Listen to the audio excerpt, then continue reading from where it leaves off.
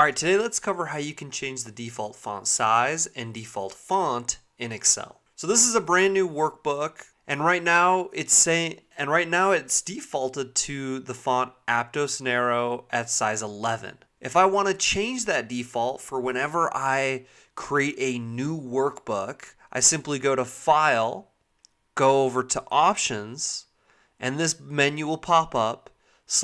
Make sure you're selected on General. Then go down to when creating new workbooks. And right here is where you can change the default font. So you can select whichever font you would like in this list here. And then the font size, you can do the same and select whichever font size you'd like moving forward. So then go ahead and hit OK.